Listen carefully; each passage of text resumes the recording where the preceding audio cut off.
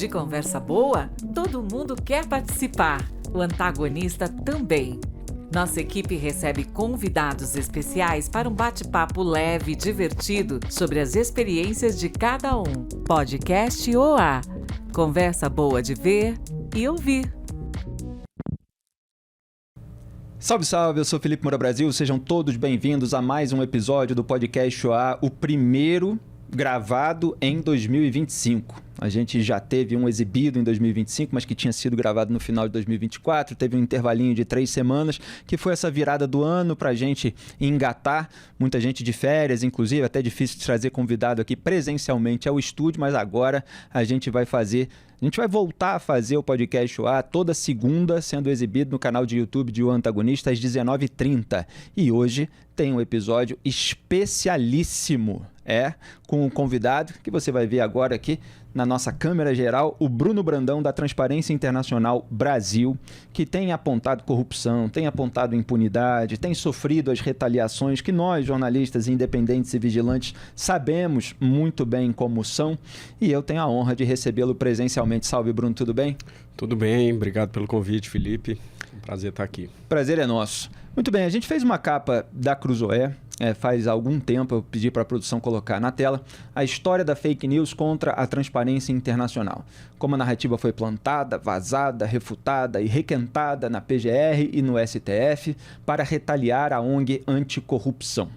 Eu escrevi essa matéria de capa e a revista também trouxe uma entrevista que eu fiz com você, não presencialmente naquela ocasião, e destacou ali na capa uma fala sua. Quanto mais tentam nos calar à força, mais certeza nos dão da importância do nosso trabalho. Muito bem, 8 meses depois dessa matéria de capa assinada por mim na Cruzoé, a PGR, a Procuradoria-Geral da República, comandada pelo Paulo Gonet, emitiu um parecer favorável, promoveu na prática o arquivamento desse caso.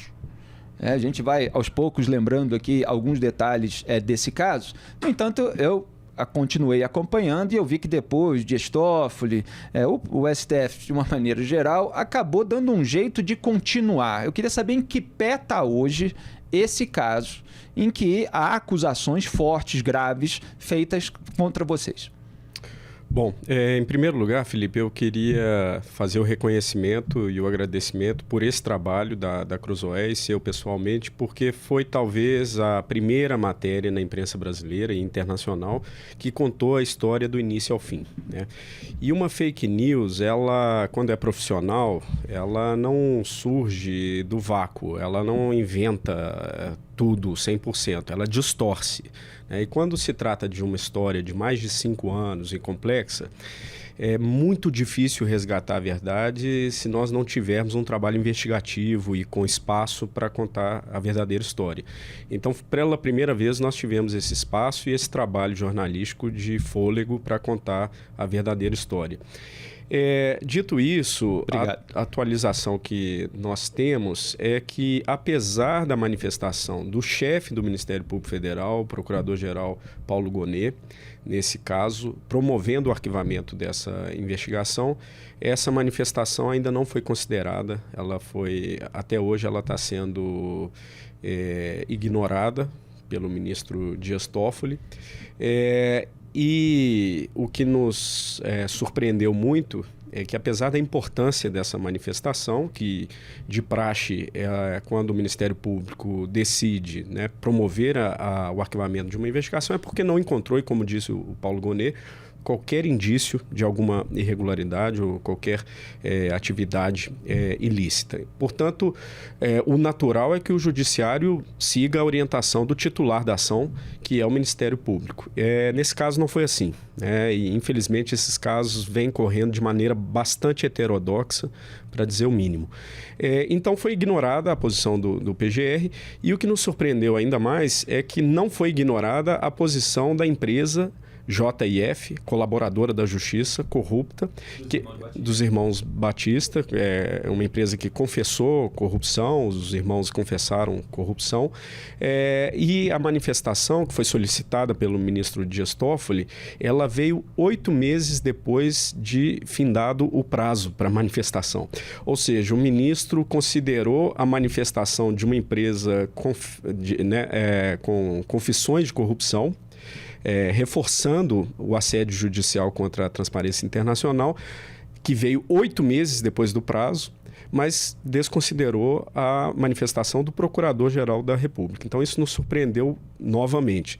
E agora, o último movimento desse processo é que o Procurador-Geral se manifestou novamente e cobrando uma posição do ministro Dias Toffoli, né, da importância de uma decisão final do ministro Dias Toffoli, se ele vai seguir com essa investigação, a revelia da posição do Ministério Público, ou se vai seguir a orientação do PGR e arquivar finalmente essa representação, essa investigação. Eu tenho visto muitos casos ficarem em aberto no Supremo Tribunal Federal, o que me parece sempre uma decisão política de deixar que a corda no pescoço para eventual caso de necessidade, né? E sou crítico desse tipo de manipulação, de uso político autoritário da caneta de ministro do Supremo. Deixa eu só lembrar um pouco o contexto da situação para as pessoas entenderem.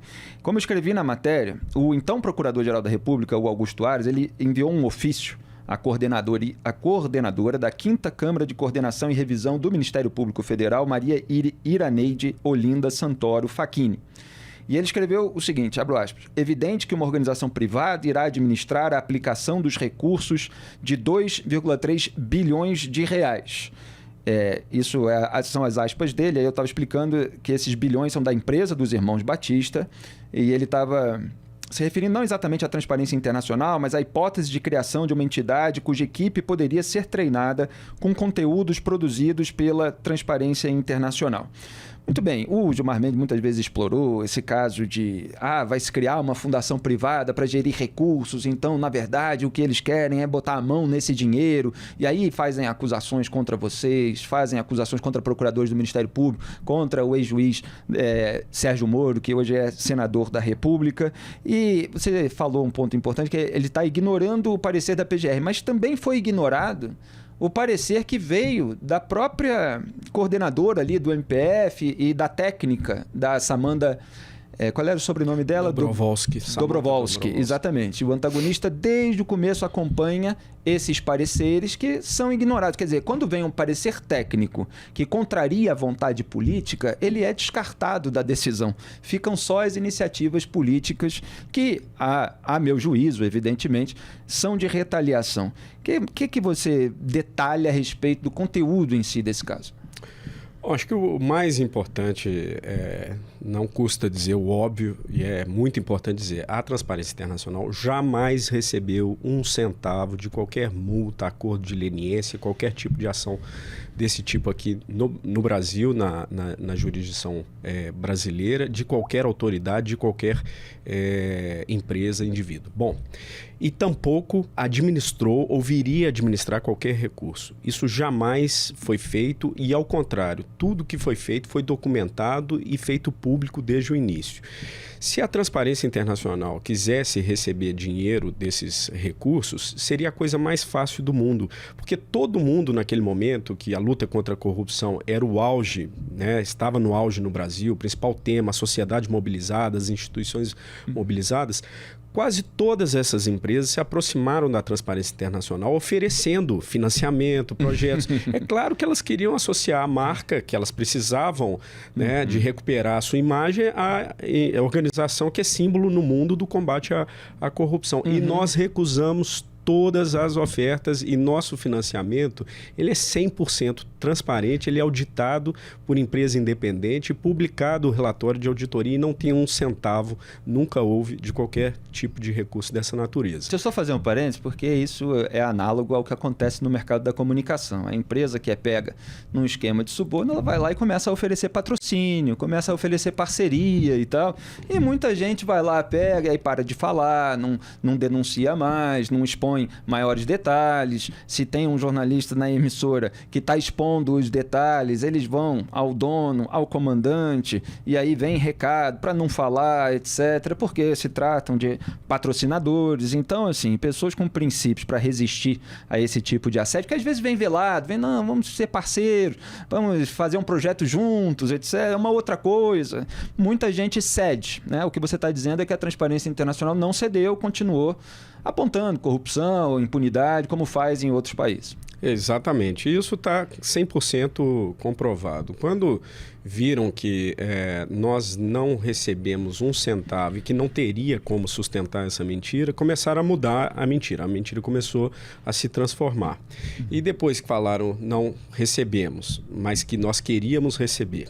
E aí, ou seja, é uma fake news de futuro. É um Minority Report, né? Minority o crime Report. futuro, é a intenção. A no intenção. fundo, vocês tinham essa intenção e precisam ser punidos pela intenção que nós imaginamos que vocês tivessem.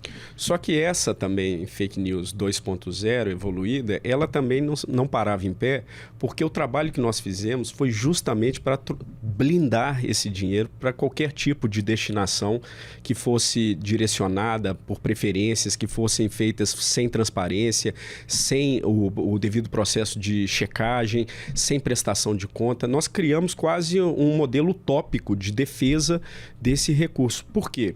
No Brasil, isso não foi novidade com a Lava Jato.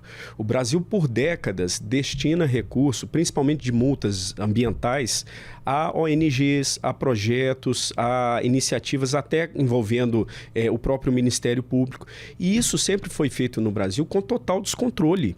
Nós percebemos isso desde o início, porque nós recebemos ofertas de empresas, mas também de autoridades públicas que acharam que seria adequado o dinheiro da corrupção investir na luta contra a corrupção. Por princípio, isso faz sentido. Só que da forma como seria feito, sem concorrência, sem transparência, sem mecanismos já pré-estabelecidos, jamais seria algo consistente com a nossa pauta anticorrupção e transparência. Então, também recusamos todas as ofertas que vieram também do poder público. Só um parênteses informativo para quem não estiver entendendo. Esse recurso do qual a gente está falando é o recurso que vem do pagamento de multa de empresas que confessaram corrupção, que confessaram o pagamento de suborno, portanto se faz o acordo de leniência, ali há uma previsão de multa bilionária, essa que depois o Toffoli veio aliviar, a gente vai falar a respeito disso. Então esse dinheiro é que estava em discussão naquele momento, o que fazer, como empregar da melhor maneira, etc. Isso, o recurso de multas, de acordos de leniência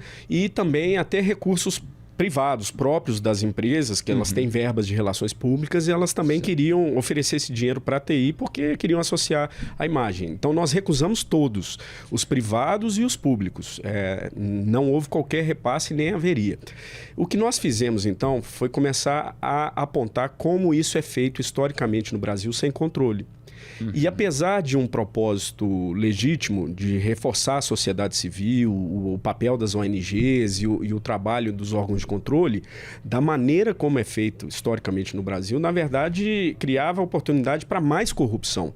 Nós chegamos a ouvir casos de procuradores que sugeriram ao juiz para que a multa a uma empresa de crime ambiental fosse aplicada numa ONG cuja diretora era a esposa do procurador. E o projeto que seria financiado era um curso em Paris, ou basicamente seria uma viagem para o casal a Paris com base em multa ambiental.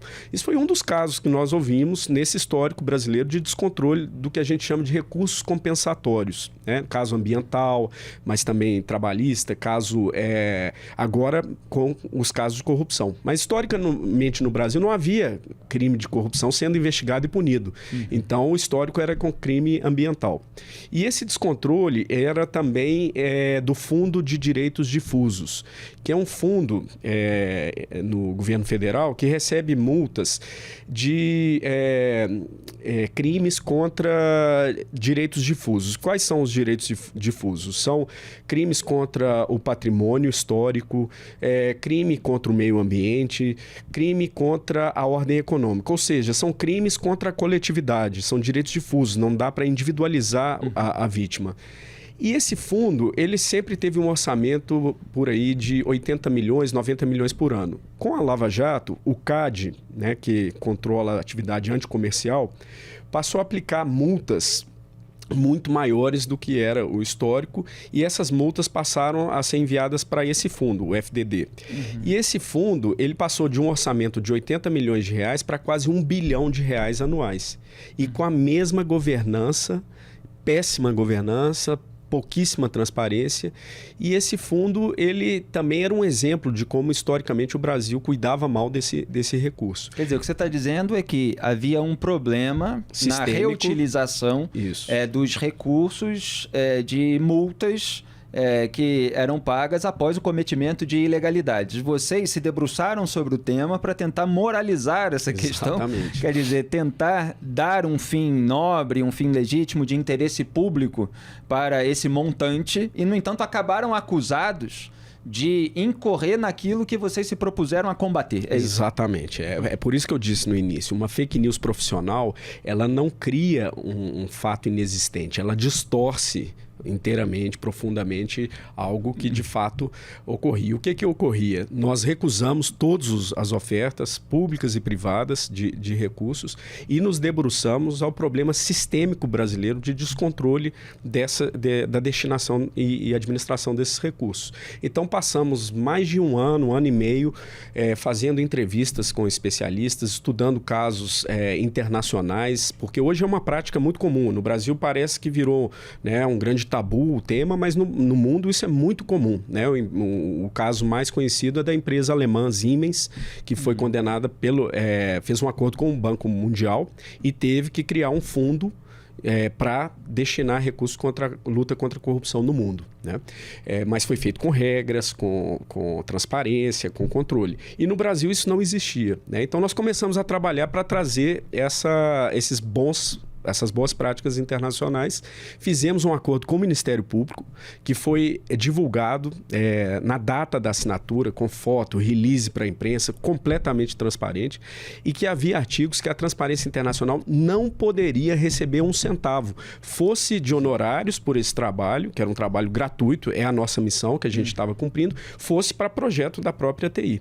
Então estava escrito no documento público, assinado pelo próprio Procurador-Geral da República, na época o Rodrigo Janot. Então, quando eu tive acesso a esse material, eu citei na matéria, e assim, é um material absolutamente detalhado, são como livretos, com diversos tópicos, número das páginas, os capítulos, etc. E tem um monte de frases mostrando a Transparência Internacional não pode receber, não vai receber e tal.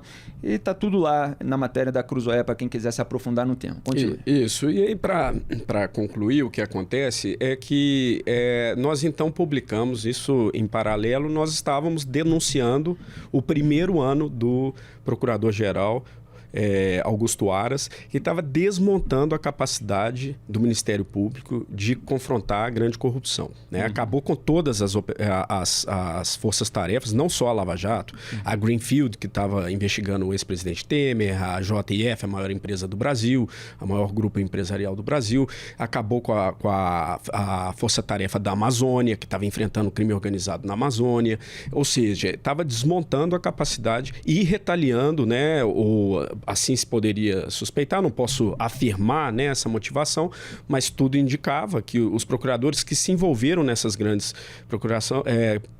operações, eles passaram a responder sistematicamente a PADs, a todo tipo de processo administrativo, disciplinar.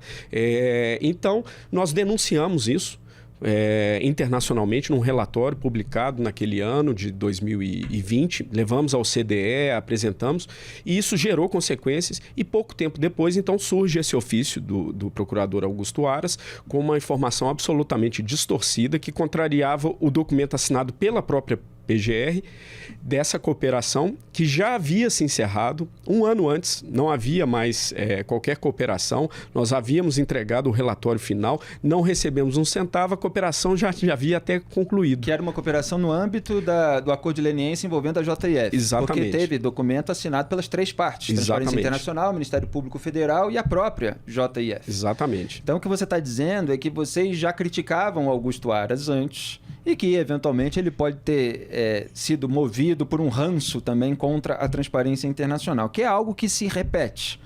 porque recentemente a Transparência Internacional divulgou um ranking em que o Brasil caiu 10 posições na percepção de corrupção, enfim, um elemento negativo para a imagem do Brasil. E também foi pouco depois disso que houve decisão por parte do Dias Toffoli, decisão no Supremo Tribunal Federal contra a Transparência Internacional, que também soou para a gente como uma retaliação.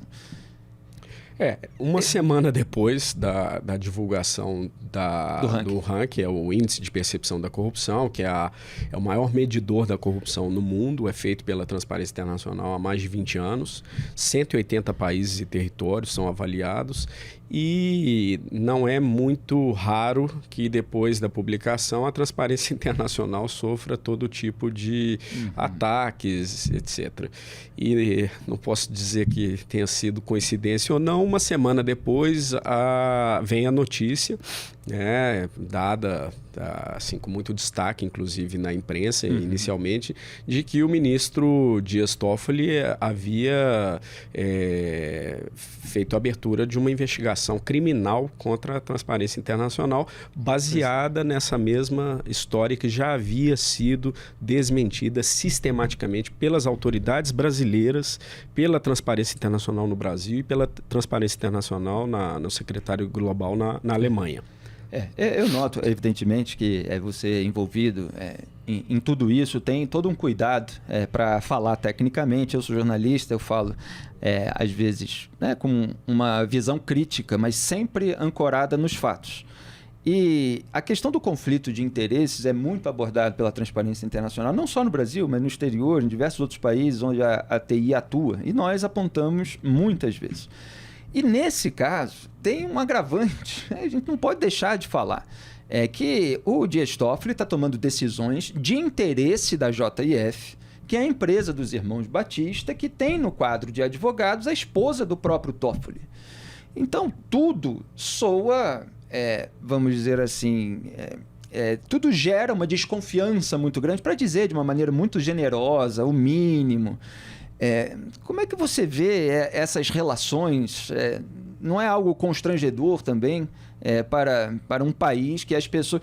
Olha, ele tomou uma decisão depois do ranking. Quem está sendo, vamos dizer assim, responsável por queda de percepção de corrupção no Brasil são aqueles que garantem a impunidade de pessoas muito poderosas.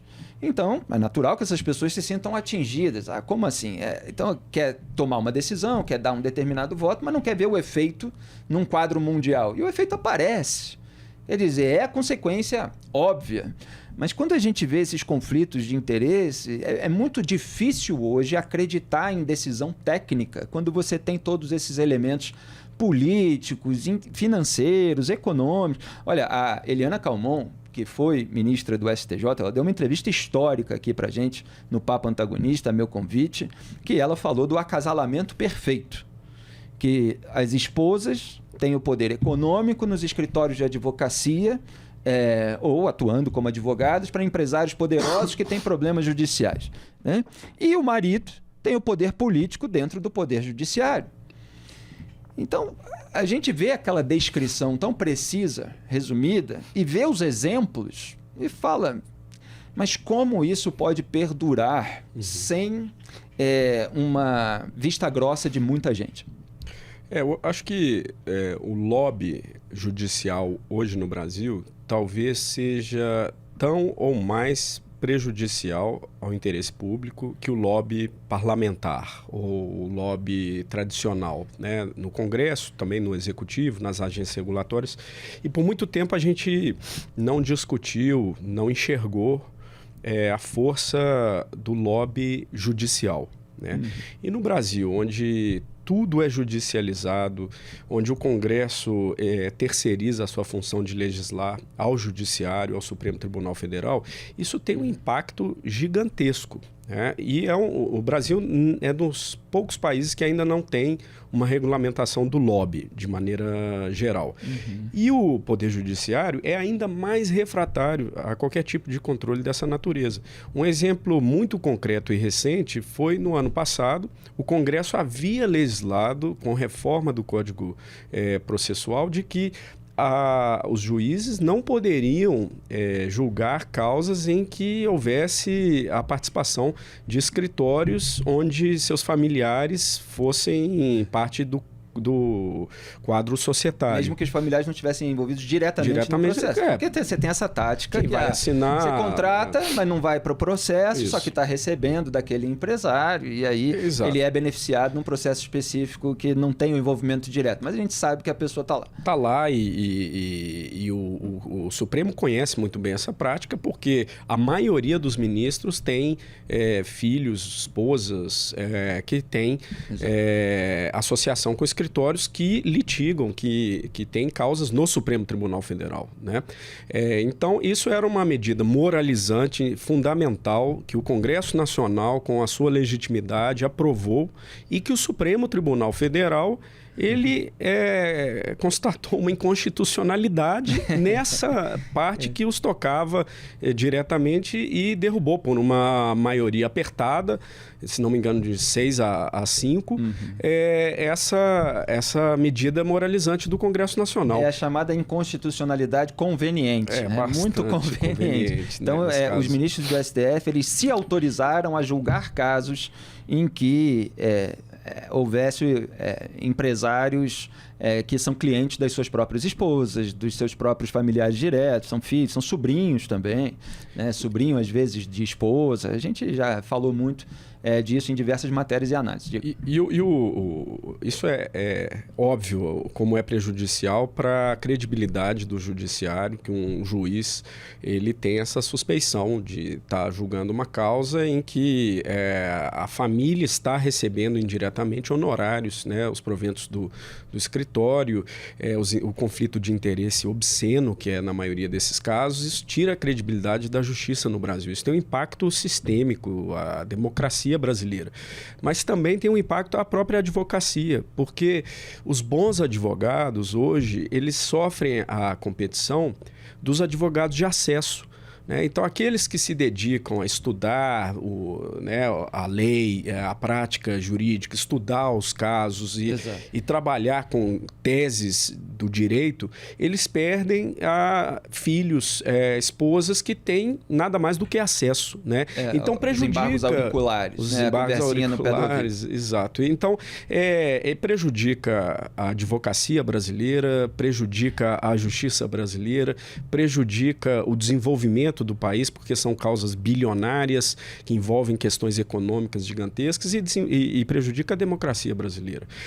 E se você pensar, Felipe e os seguidores, o momento atual que nós estamos, depois do desmonte da luta contra a corrupção, a meta número 1 ela já foi alcançada dos corruptos, que era livrar todos da cadeia. Então, todos livres.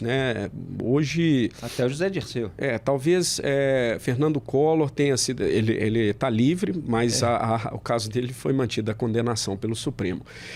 Todos eles estão livres. Então, o objetivo número 1 completo, cumprido, de livrar todos eles da prisão. E o objetivo número 2 está em curso, que é receber o dinheiro da corrupção de volta. Anular multas, repatriações, suspender multas. Agora, pensa economicamente quem são os maiores beneficiários disso. A JIF, o grupo JIF, eu posso estar equivocado aqui marginalmente, mas não tem um valor exato. Mas está na casa aí de um faturamento anual de 270 bilhões de reais. Faturamento do maior grupo empresarial brasileiro. Anual.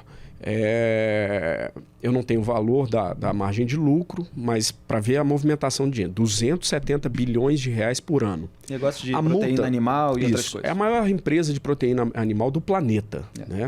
Agora, a multa dela foi de cerca de 10 bilhões de reais para ser paga em 25 anos. 10 bilhões em 25 anos. O faturamento, 270 bilhões em um ano. É um valor irrisório. Irrisório para uma empresa desse porte. Agora, imagina um advogado que consegue a suspensão, a anulação dessa multa, o desconto de 80% que conseguiram com uma canetada de um procurador dentro da PGR que agora está sendo investigado num procedimento interno. Sim, foi deu desconto, aí derrubaram o desconto, isso. Aí tentaram ficou uma treta longa. Ou seja, numa canetada que contrariou os votos de todos os outros procuradores dessa Câmara de Coordenação, ele deu um desconto de 80%, ou seja, mais de 8 bilhões de reais de desconto numa canetada de um procurador.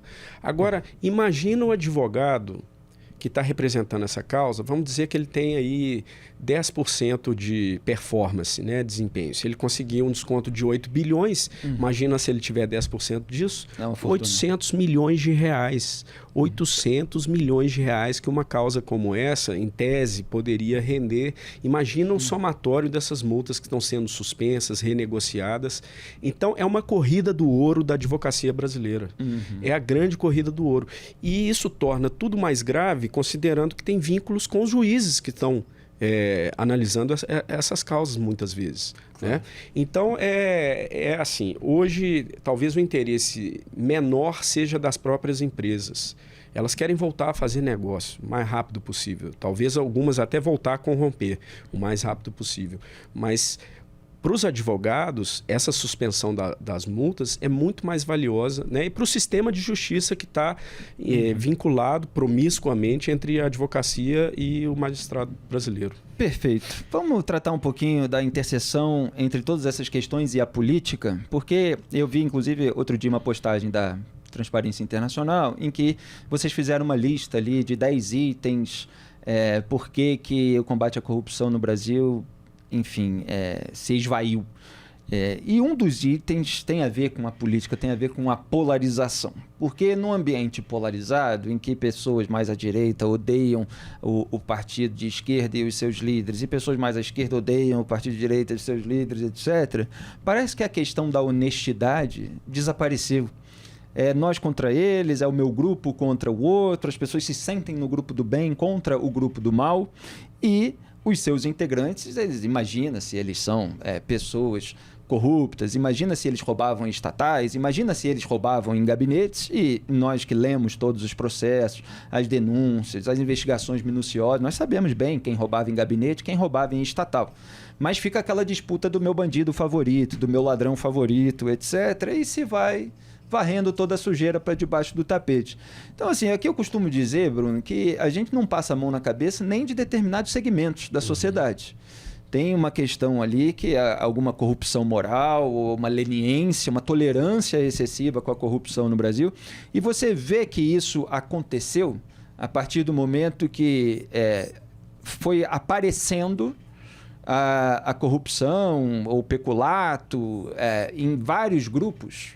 Porque a Lava Jato, primeiro, ela foi pela ordem ali da própria investigação, dos fatos que foram levando uns aos outros, aí atingiu o PP, um partido centrão, aí dá uma repercussão maior quando atinge o PT, porque foi pelas diretorias da Petrobras.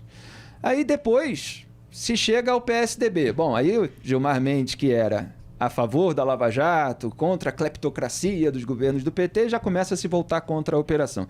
Depois você tem um desdobramento no Rio de Janeiro, com a Operação Furna da Onça, atinge o Flávio Bolsonaro. Aí o bolsonarismo começa a se voltar de uma maneira dissimulada contra a operação e seus desdobramentos. E as massas que seguem, que acabaram se apaixonando por aqueles políticos, elas vão achando que tem que acabar mesmo e tal, tem que ficar por isso. Como é que você vê esse cenário? É desafiador, muito desafiador, porque a polarização que nós vivemos hoje não é algo orgânico, não é algo natural.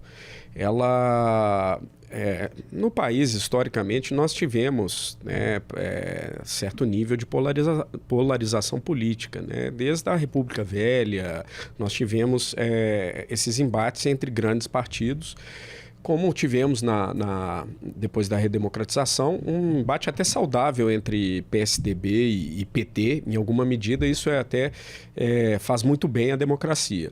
Agora, o que nós vivemos hoje é algo construído artificialmente, não do zero, mas fomentado por interesses econômicos, né? Redes sociais ganham muito dinheiro porque é o que engaja, é a disputa, né, os ataques, as polêmicas, é isso que engaja. Então, isso é negócio, isso gera dinheiro, gera mais recurso de patrocínio, de propaganda, etc. Então, é um grande negócio, gigantesco, polarizar para ganhar dinheiro e polarizar para confundir, para fazer uma cortina de fumaça política. Né? Exato. Esse é no campo.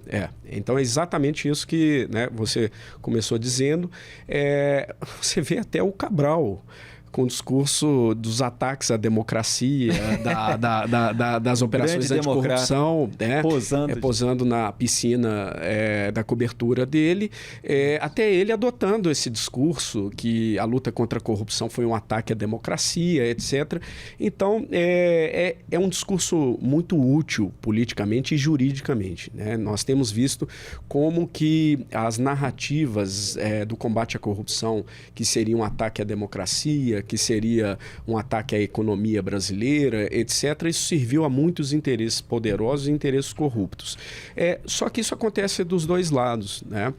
Bolsonaro também sequestrou o discurso anticorrupção. Né? Ele foi eleito sequestrando o discurso anticorrupção, porque se vendia como um outsider, né? Alguém diferente da política. Ele estava há 30 anos no Congresso Nacional, nunca apresentou uma lei, uma proposta de lei de combate à corrupção, nunca participou de uma CPI, ao contrário, participou dos partidos mais corruptos, né, do sistema político brasileiro. A sua família estava envolvida em todo tipo, as evidências, né, de processos que também estão sendo anulados, também mostrava um sistema de décadas de desvio, suposto desvio de dinheiro dos gabinetes, as rachadinhas, lavagem de funcionários fantasmas, etc. Ou seja, uma família que nunca tinha nada de substancial para dizer no histórico de combate à corrupção, ao contrário, sempre envolvida nessas histórias, e que consegue convencer a população sequestrando o discurso anticorrupção para uma proposta populista autoritária e consegue ganhar o poder. Só que um mês antes de tomar o poder, de assumir a presidência, aparece uma tonelada de provas dos esquemas da rachadinha da família Bolsonaro. Então, desde o dia 1, a missão principal do Bolsonaro foi garantir impunidade a ele e a sua família. Então, ele foi o grande vetor de desmonte do combate, das estruturas de combate à corrupção, que interessava também a esquerda, que interessava também as empreiteiras, ao Congresso Nacional. Então, ali se tornou um grande consenso, né, do poder contra o combate à corrupção, enquanto a sociedade se dividia cada vez mais. E cada vez mais difícil criar um consenso social em favor do combate à corrupção, porque a sociedade artificialmente vai sendo dividida, aceita a corrupção de uma família que comprou mais de 70 imóveis, metade deles com dinheiro vivo, ou o argumento, isso a família Bolsonaro, mas ao mesmo tempo a esquerda, parte da esquerda também achou natural que Lula argumentasse que a esposa dele, falecida, pagava aluguel em dinheiro vivo durante anos. Imagina. Então, assim, esses mesmos indícios, né, fortes indícios de corrupção, não estou aqui equivalendo, né? Não é uma coisa para pesar um lado ou outro, mas os argumentos... Cada um faz o seu juízo. Essa questão de melhor, pior, maior, menor... Isso é irrelevante. A gente tem que apontar. O leitor, o espectador, o eleitor, ele vai decidir o que ele vai fazer. Então, assim, em resumo, um dos maiores desafios que nós temos hoje para fortalecer novamente o combate à corrupção é essa divisão artificial manipulada da opinião pública, né? Que fecha os olhos para a corrupção, não importa, tolera, é negligente com a corrupção do lado que lhe convém, né? Do seu campo político. Exatamente. E a transparência internacional no resto do mundo, como é que ela funciona? O que você tem assim, de história para contar da gente em relação a outros países que têm algum ponto de analogia com o Brasil? Olha, são fenômenos comuns. Nós temos presença em mais de 100 países hoje, 110 países. Hoje eu faço parte do board global da Transparência Internacional, então eu tenho a oportunidade de acompanhar muito o trabalho internacional. Já trabalhei também, comecei minha carreira há 15 anos na Transparência Internacional, no secretariado em Berlim. Então, isso nos permite enxergar o fenômeno numa perspectiva comparada internacional que nos traz muitas lições, né? A corrupção, ela é definida pela Transparência Internacional como o abuso do poder confiado em benefício próprio, né? Então é uma questão essencialmente de poder. tá? E de desigualdade de poder, etc. E nós vemos que são questões que estão muito ligadas ao processo histórico dos países, à configuração institucional e muito menos do que com a moralidade. Sabe? Muita gente fala da cultura da corrupção, cultura da integridade. É claro que em algum nível a cultura vai influenciar. Mas não existe uma cultura, um DNA da integridade nos países europeus, por exemplo, e um DNA da corrupção nos países latino-americanos ou do mundo em desenvolvimento. Porque o que mais nós vemos é que as empresas europeias, norte-americanas, japonesas, quando vêm fazer negócios nesses países como o nosso, onde a corrupção é um problema disseminado, sistêmico, elas muitas vezes dançam conforme a música. Acabam pagando propina. Pagam propina e se beneficiam muito disso. Então, elas também são responsáveis pela corrupção nos nossos países. Como houve no Petrolão, no caso de corrupção da Petrobras, tinha empresa estrangeira que estava tinha coreana, Samsung, tinha inglesa, Rolls-Royce, empresas centenárias de países desenvolvidos, ricos, e que certamente não se comportam dessa maneira nos seus países de origem. Mas mundo afora é assim que ainda muitas delas operam. Então a gente não deve ter esse complexo de vira-lata, achar que o brasileiro é mais corrupto que outros povos. Sim, nós temos um problema mais arraigado de corrupção, mas existem razões institucionais, históricas por isso. E não quer dizer que eles sejam santos e que tenham integridade no DNA. E qual é esse elemento que faz alguns países funcionarem melhor nesse sentido do que outros? É algum tipo de freio para a instrumentalização das instituições? É uma que é capaz de vigiar a outra? São órgãos de fiscalização e controle que são mais blindados a essa interferência política? Qual é o elemento que você destaca? Eu poderia dar 200 elementos e a gente estourar o programa. Mas eu vou dizer democratização. Mas democratização num aspecto que não é só eleitoral. É a ocupação dos espaços de poder pela sociedade. Né? Então, se nós pegarmos o ranking do índice de percepção da corrupção, sistematicamente, consistentemente, os 10 países menos corruptos, com menor percepção de corrupção, são todos eles, com uma exceção, Singapura, todos eles democracias avançadas, estáveis, onde o Estado ele serve para o interesse público. Não é o Estado patrimonialista que serve para extrair e concentrar riquezas e direitos. Né? O nosso Estado brasileiro, na maioria dos países latino-americanos, ele é até hoje um modelo quase colonial. Né? O Estado serve para extrair essas riquezas. A gente vê diariamente notícia do judiciário, dos super salários, R$400 mil por mês, bônus de final de ano de R$1,5 milhão por mês. Isso é um Estado que não serve para redistribuir a riqueza e os direitos, serve para extrair e concentrar. Então, nesses estados como o nosso, a corrupção ela não é uma disfuncionalidade desse Estado. Ela é perfeitamente funcional para o propósito desse Estado.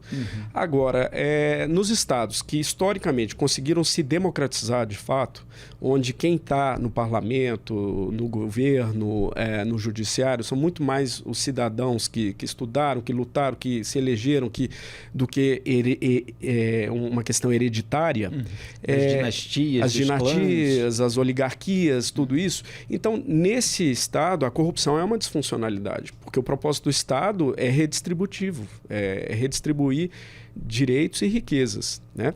E o nosso é o contrário, é extrair e concentrar. Então, a corrupção, naquele contexto, ela se torna disfuncional e é mais fácil você lidar com ela. Quando ela é parte do sistema, ela é funcional para o sistema, a questão é muito mais profunda. Né? E nós precisamos caminhar para a luta contra a corrupção estrutural pela democratização do nosso Estado. Agora, o tamanho do Estado não influencia, quer dizer, não é mais brecha, a quantidade, são centenas de estatais no Brasil, isso não existe nos Estados Unidos, por exemplo, isso não existe em vários outros países.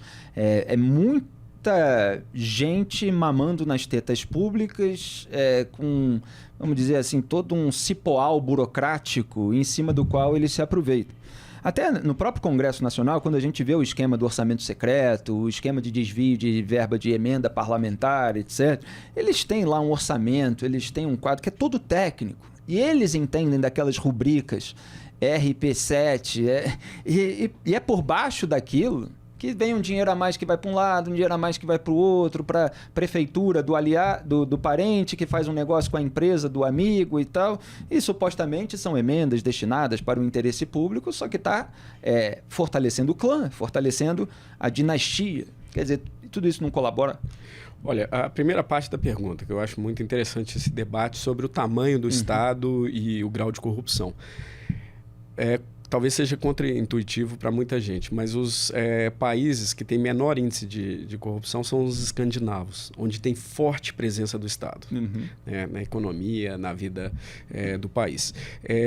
Isso traz a reflexão de que não é propriamente o tamanho do Estado que vai fazer que tenha mais ou menos corrupção, mas é o tipo de Estado. Exatamente. É outra vez o que eu dizia. Se o Estado ele tem como propósito a questão da qualidade, o interesse público que é priorizado, o desafio redistributivo, se é um Estado democratizado, ele pode ser grande e trazer prosperidade, justiça social, igualdade, como traz nos países escandinavos.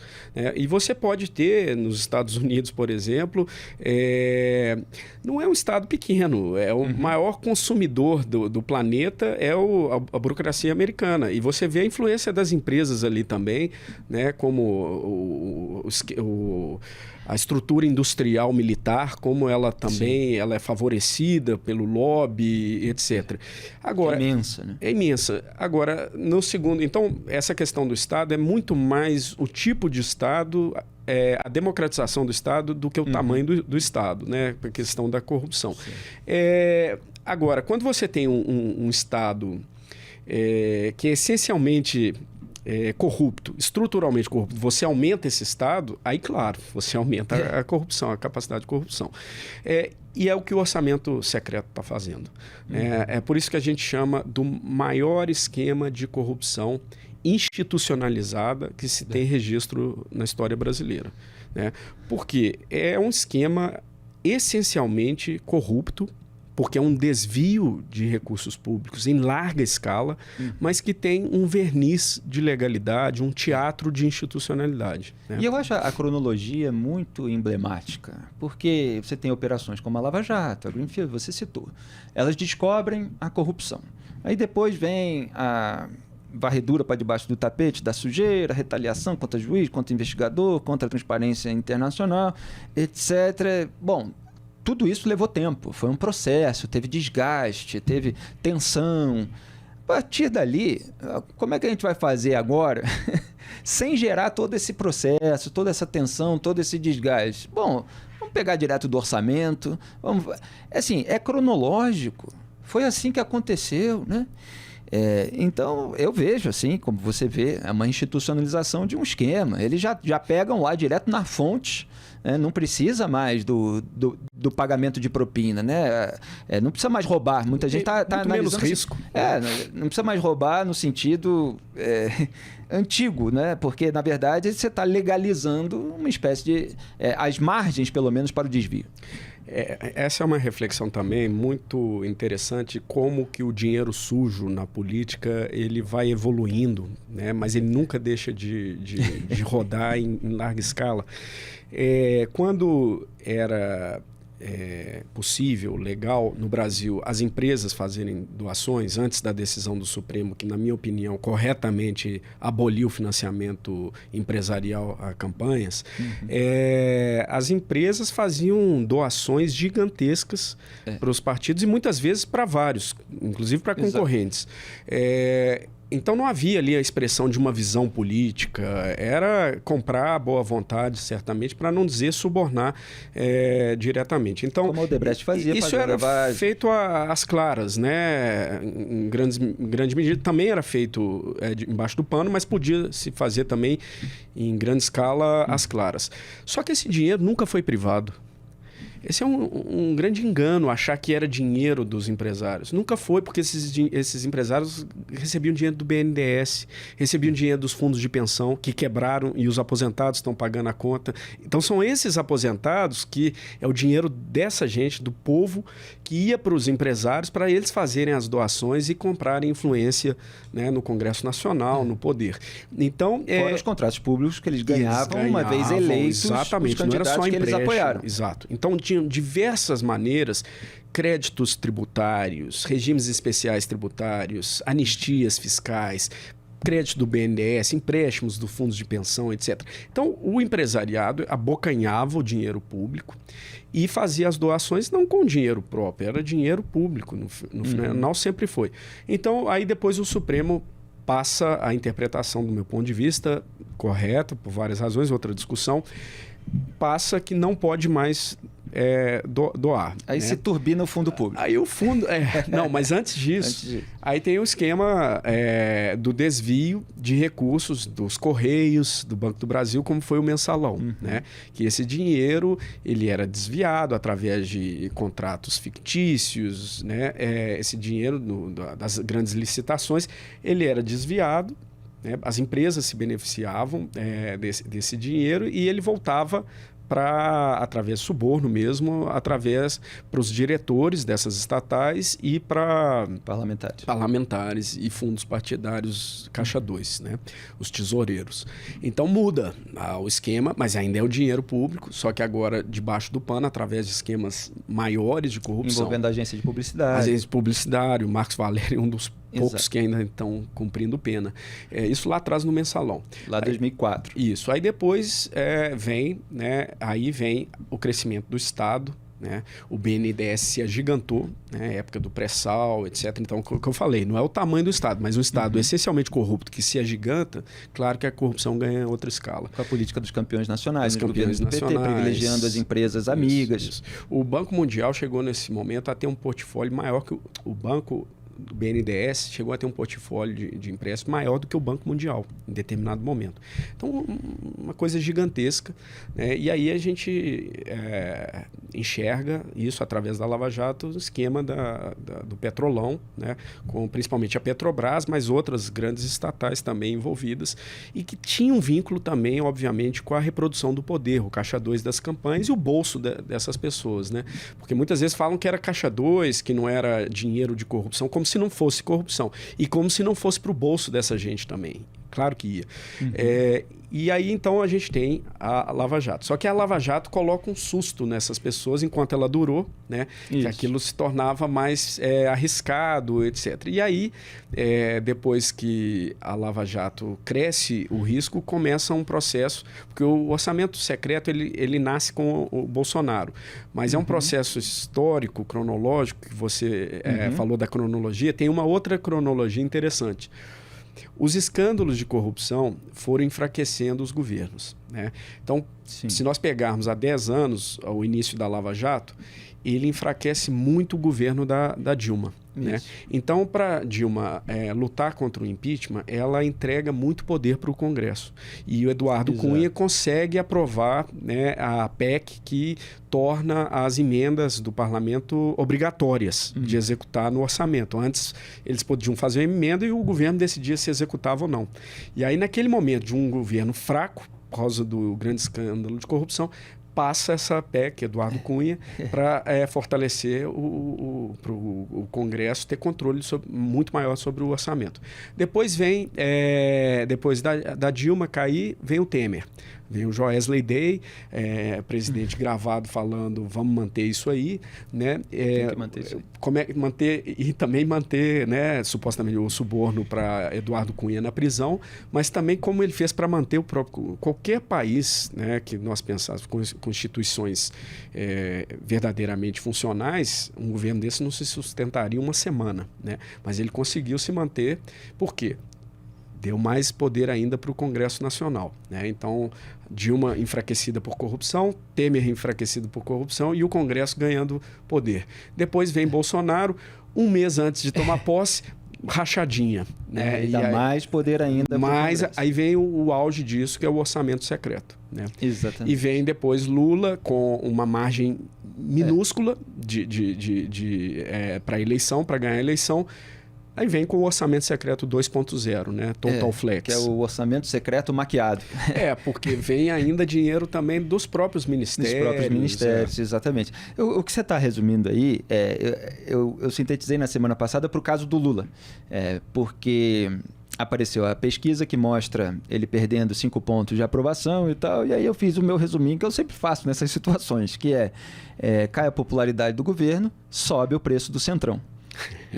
E por que é isso? O governo fica desgastado e aí ele dá poder ao Congresso Nacional. O Congresso Nacional cresce e o Congresso Nacional ele não está ali repleto de santinhos. As pessoas com muito poder, elas percebem certa margem também para fazer aquilo que nós julgamos imoral. Fareja sangue, vampirismo. Fraqueza. Exatamente. E foi isso que aconteceu. Uma década de governos enfraquecidos pela corrupção, seus escândalos, e o Congresso farejando sangue, se fortalecendo. E nós entramos, então, num círculo vicioso, absolutamente complexo hoje para nós sairmos, que o Centrão, né, a camada mais corrupta da política brasileira, controla o orçamento secreto, né, dezenas de bilhões de reais, e com isso ele se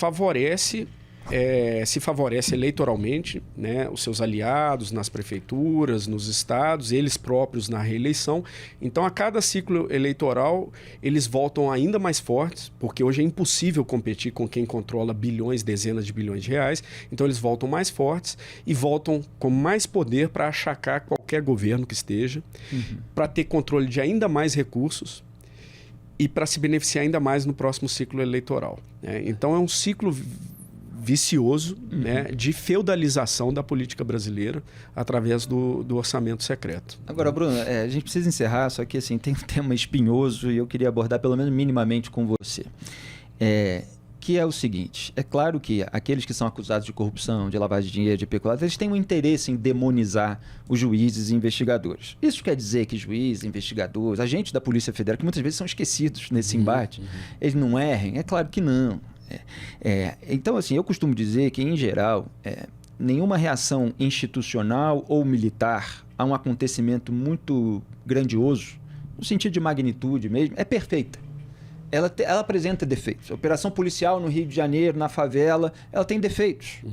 No entanto, os criminosos, eles continuam sendo criminosos. Quer dizer, aqueles que roubaram, aqueles que mataram, aqueles que sequestraram, independentemente, né, variando aqui o grau de crime, eles continuam sendo criminosos. E me incomoda muito que essas pessoas fiquem impunes em razão de determinados erros, em razão de determinadas condutas, etc., quando você tem um volume de provas muito grande. Então, eu tenho um certo princípio, que, mesmo diante de eventuais erros, etc., se tem que considerar o volume de provas, enfim, seja no caso da Lava Jato, seja agora, por exemplo, na Operação Lesa Pátria, seja, né, nesses inquéritos comandados pelo Alexandre de Moraes, em que a gente vê o Alexandre de Moraes atuando como juiz, como investigador, como vítima, ele como ministro do TSE, troca de função para ministro do STF, manda para lá sem registrar por escrito, diz que se ele registrar seria esquizofrênico, porque é ele próprio, como se o Estado fosse dele.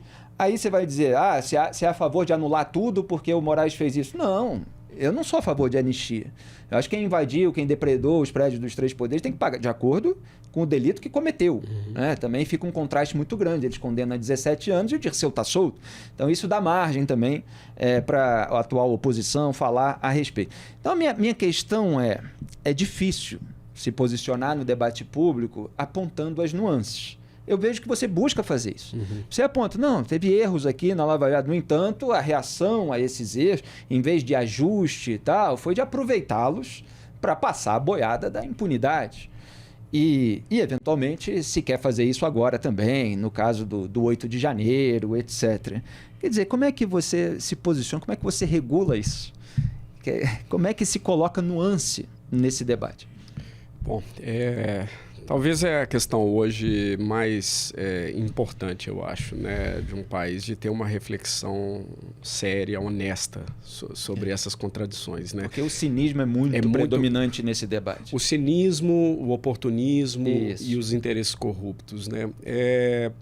Olha, no caso da Lava Jato, né, eu venho debatendo isso há anos e com gente dos dois lados da polarização, fora do Brasil muito também. E eu escuto muito que a Lava Jato ela cavou a própria cova no sentido dos erros que cometeram, né? Que ela acabou por causa dos próprios erros, né? E eu acho isso uma das afirmações mais perigosas que tem, porque deixa de considerar a natureza estrutural da impunidade da elite brasileira. Perfeito. Então, Exatamente. porque a Lava Jato errou. E alguns erros muito graves. Talvez o mais grave deles, o envolvimento com a política partidária, né? Associação com Bolsonaro, que acabou por destruir a Lava Jato e toda a estrutura brasileira de combate à corrupção, né? Nas interferências que ele fez nas instituições, etc. A Lava Jato, sem dúvida, cometeu os erros, né? Não todos como apontam, seus detratores, evidentemente, mas ela cometeu erros e alguns graves.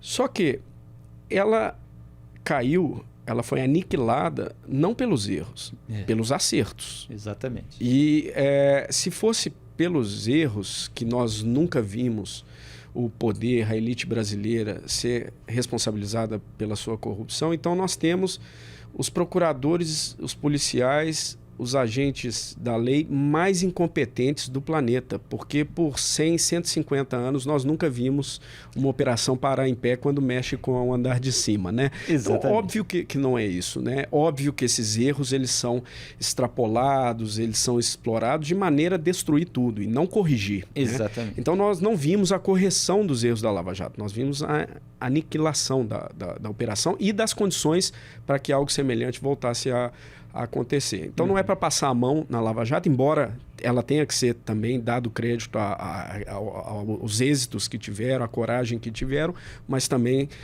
os erros têm que ser reconhecidos. No caso atual, eu acho ainda mais grave que esses processos, porque os crimes ali envolvidos são ainda mais graves, são crimes de ataques diretos às instituições democráticas, à conspiração de ex-presidente da República, como os indícios apontam, militares de alta patente, empresários, então atentando contra o Estado democrático de uma maneira direta, porque a corrupção também atenta, mas aqueles queriam, de fato, atentar de maneira violenta e direta. Então, assim, algo ainda mais grave que deve ser priorizado, deve ser combatido, responsabilizados todos, principalmente os mandantes. Agora, como isso vem sendo feito, é um tiro no pé da própria democracia, do STF, porque nós estamos vendo coisas que jamais aconteceram na Lava Jato, nem de perto. Nós estamos vendo um juízo universal, né, de pessoas que não têm foro privilegiado, sendo julgadas e condenadas a penas draconianas, 17 anos de prisão, sem instância revisora, porque já é a instância máxima do país. Isso é o padrão mínimo dos direitos humanos no mundo, é uma instância revisora. Isso está sendo suprimido pelo próprio Supremo Tribunal Federal, um juiz que foi vítima, alvo de um esquema, de uma conspiração para assassiná-lo, julgando os seus conspiradores, né? Isso não faz bem ao processo, não faz bem à justiça. E questões procedimentais bizarras, que nós nunca vimos isso antes. Advogado tendo que fazer sustentação oral de maneira gravada, enviada para os juízes. Isso nunca aconteceu. Quem aqui tem consistência na defesa? Eles não gostam quando o advogado critica eles e fornece ali aquele vídeo. Ganha espaço. Bom, mas assim, é um conjunto de violações de regras, de direitos básicos de defesa, que só compromete a luta importante de responsabilização dessas pessoas e fragiliza ainda mais as instituições. O próprio Supremo vai ser questionado ainda mais. E nós estamos diante aí da ameaça de retorno de líderes autoritários, populistas, e que vão ter um Supremo desacreditado ainda mais por ter escolhido esses atalhos muito perigosos. E tudo isso que você está falando, na minha análise, que eu já escrevi bastante, só confirma que lá atrás o problema não eram os métodos, eram os alvos. Porque o duplo padrão, para lidar, de um lado você maximiza os erros para varrer toda a sujeira para debaixo do tapete e deixar a impunidade geral. Do outro, você finge que não há erro nenhum e continua violação após violação. E são basicamente as mesmas pessoas que ou estão fazendo ou estão defendendo quem faz esse tipo de ato no Supremo Tribunal Federal. Diga, para finalizar. Não, para finalizar, ainda nesse tema, o conceito de devido processo legal. Né? O devido processo legal é, ao mesmo tempo, uma garantia mais elementar, civilizatório da justiça em qualquer país. A justiça tem regras, ela tem ritos, ela tem um caminho a ser seguido que vai garantir a defesa, né? E também a defesa, a acusação, ela tem que seguir o devido processo legal. Só que é um conceito absolutamente elástico. Né? Ele é essencial, né? Ele é elementar, mas ao mesmo tempo ele é o maior mecanismo para a impunidade quando você estica esse conceito do devido processo legal. A ordem das acusações finais, das alegações finais é capaz de anular uma bomba atômica de impunidade, como foi a anulação das provas da Odebrecht, que o Brasil exportou corrupção para muitos países e agora, infelizmente, nós estamos exportando impunidade. Assim como a manobra de jogar os casos de corrupção que tem a ver com Caixa 2 para a Justiça Eleitoral, que não tem estrutura, que é mais passível de instrumentalização, depois todo mundo fica impune. Você tira também aquele caso do momento em que há uma grande comoção, deixa para depois, o Brasil é uma fábrica de escândalo, lá na frente todo mundo esquece. Varre para debaixo do tapete, nem é mais noticiado e tal. Fizeram isso com muita articulação e muito cinismo. Bom, conversei aqui com o Bruno Brandão, foi um resumão sobre combate à corrupção, impunidade, sabotagem do combate à corrupção, perseguição, política. Um prazer enorme falar com você. Prazer é todo meu. Bruno Brandão, diretor executivo da Transparência Internacional Brasil, foi o meu convidado no podcast OA de hoje. Lembrando que toda segunda-feira, às 19h30, no canal de YouTube de O Antagonista, tem um novo episódio do podcast OA. Quem não assistiu aos anteriores, tem de tudo. Psicanalista, sambista, comediantes, autoridades em diversos assuntos, professores de filosofia, lideranças políticas. A gente vai receber de tudo aqui numa conversa franca, sincera, transparente, para vocês verem e terem as informações, as análises, para formar o seu juízo, que aqui a gente respeita a inteligência do público. Então, até segunda-feira que vem, com um novo podcast às 19h30. E lembrando que tem Papo Antagonista todo dia, de segunda a sexta, das 18 às 19h30, na TV BMC e no canal de O Antagonista no YouTube. Um grande abraço e até a próxima.